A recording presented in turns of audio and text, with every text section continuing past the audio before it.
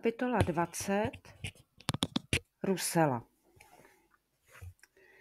Kia strávila v monastýru už několik měsíců a stále ještě ani zdaleka neprozkoumala celé kněžství.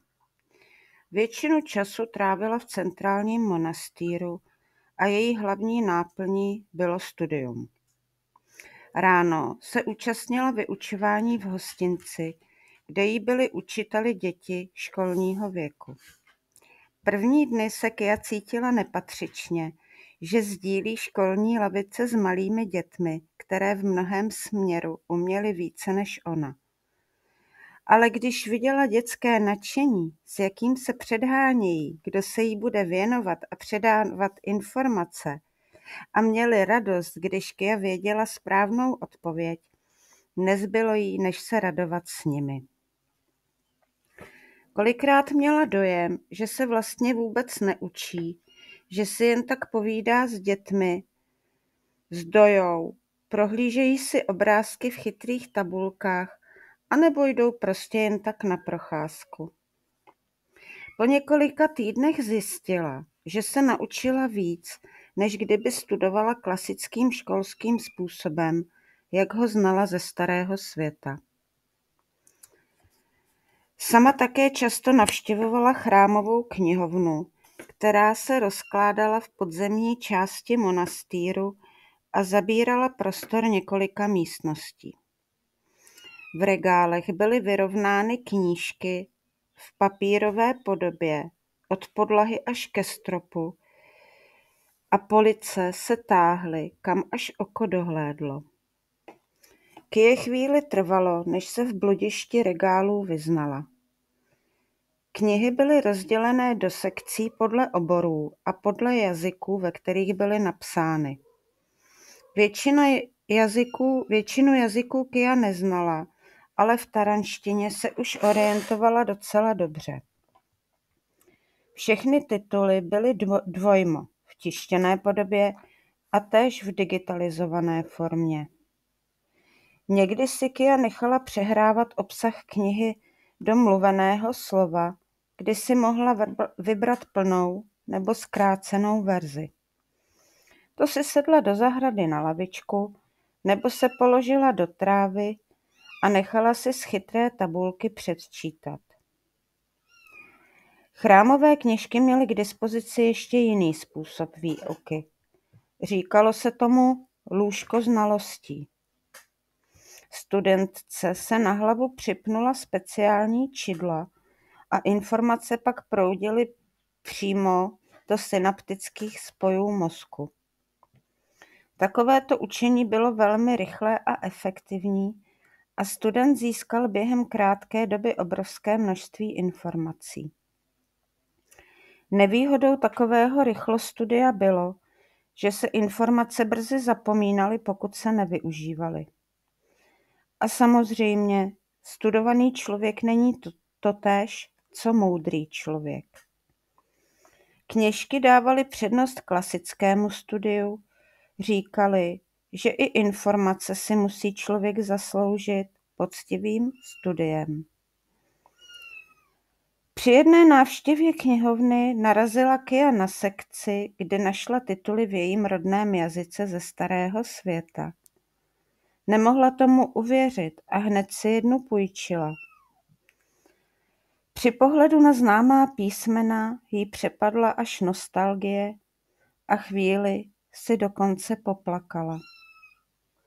Starý svět už končí, aspoň že zůstala vzpomínka uložená v knihách. Nejvíce Kiu zajímaly knihy dotýkající se historických souvislostí, obzvláště na taře. Kněžství Ur byl jakýsi svatý grál Tary. Zde všechno začalo a přímo zde se také celý cyklus završí. Brány průchodu budou otevřeny jen ještě několik let a pak se reality definitivně oddělí. Celá Tara na toto období čekala a všechny historické události byly jen jakási předehra k tomuto okamžiku.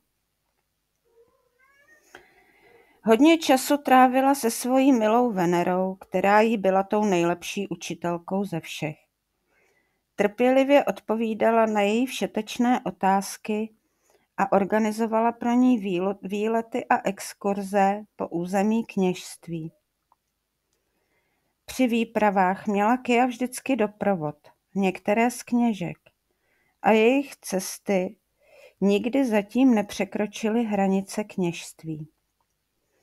Kia se ve své zvídavosti několikrát ptala Venery, co je za těmi kopci, které tvořily hranice kněžství, ale Venera vždycky odpověděla: až přijde čas, všechno se dozvíš. Zkoušela hledat v knihovně, listovala v chytré tabulce, ale nikde nenašla zmínku o vnějším světě. Jako kdyby venku nic nebylo. Kia často navštěvovala svoje družky v karanténním táboře a pomáhala s provozem. Organizace provozu v táboře se velmi zlepšila od doby, kdy Kia zajistila přesun některých kněžek z monastýru do Darlenu. Vše běželo hladce a do činností se aktivně zapojovali průchozí ze Starého světa.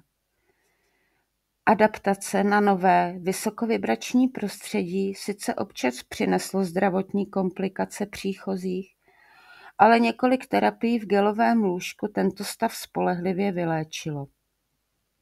Kia si při každé návštěvě Darlenu dopřála smyslnou masáž od Soni a do monastýru se vracela osvěžená a nabitá energií.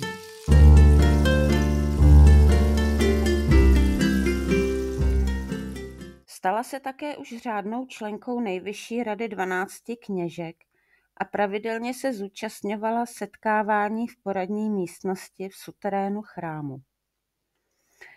Na jedné schůzce vystoupila Rusela. Rusela byla vysoká žena velmi štíhlé postavy a velmi světlé až bílé pleti.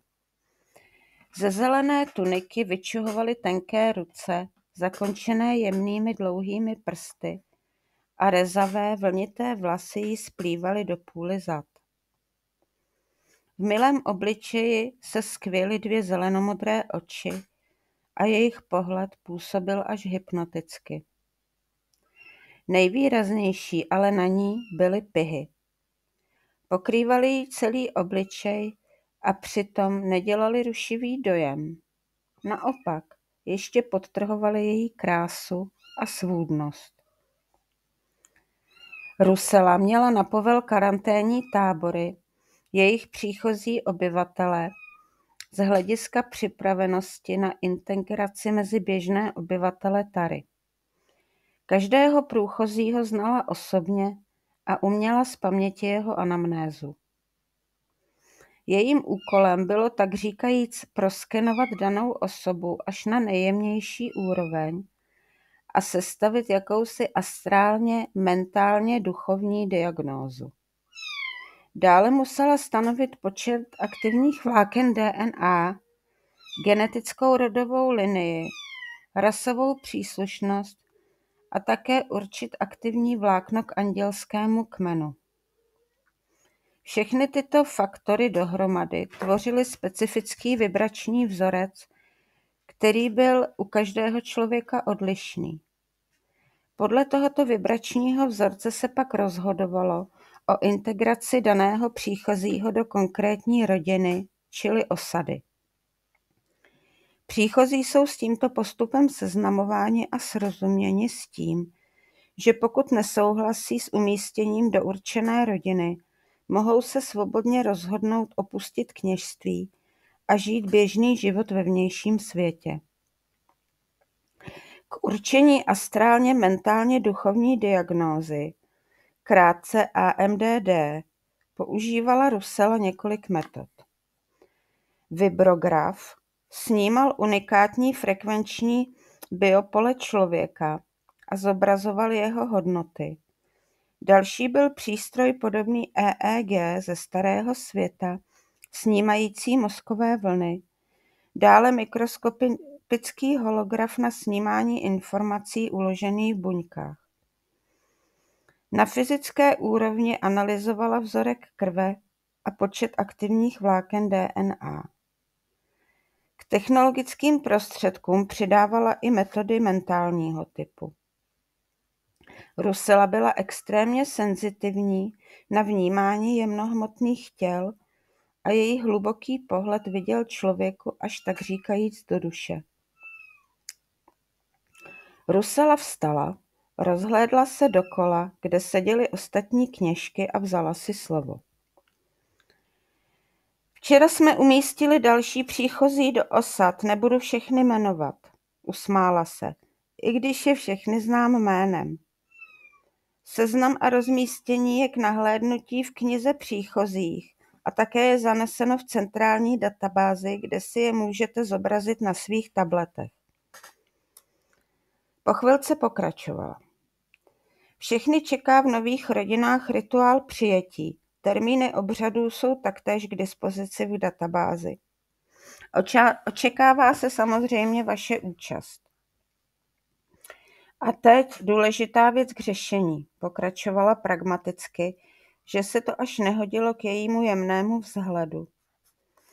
Příchozí žena jménem Vlasta, ve starém světě věkem 38 let, se synem Liborem, věk ve starém světě 7 let, projevili přání se přesunout do vnějšího světa. Jejímu přání bude vyhověno. Oba jsou způsobilí a zdraví. Takže schvalování jejího odchodu radou kněžek je spíše formální, neboť zde respektujeme svobodnou vůli. Rozhlédla se kolem sebe a všechny kněžky provedly gesto souhlasu. Je tedy potřeba sestavit delegaci 3 z nás, která bude dělat Vlastě a Liborovi doprovod. Kia na nic nečekala a vyskočila ze sedáku. Já se hlásím jako doprovod. A ráda bych, kdyby jela i Venera. Podívala se směrem ke svojí přítelkyni. Venera zavrtěla hlavou a řekla. Moje nejstarší dcera bude každým dnem rodit, chtěla bych být s ní. Já pojedu, ozvala se Lídia. Slovo si vzala Mája. Dobře, ať jede Lídia a jako třetí navrhuji Sáru jako skvělou diplomatku. Má zkušenosti z jednání s radou starších Tary a myslím, že tam mám i osobní vazby. Že, Sáro? Sára se malinko nervózně zavrtěla, protože všechny kněžky věděly o jejím románku s jedním členem rady. A Sára bude mít navíc na starost Kiu. Myslím, že je nejvyšší čas, aby byla seznámena se životem ve vnějším světě. Souhlasíte, kněžky? Mája se rozhlédla po poradní aule a všechny kněžky dali gestem najevo souhlas. Dobrá, vyrazíte zítra. Dám zprávu radě starších Tary, aby vás očekávali.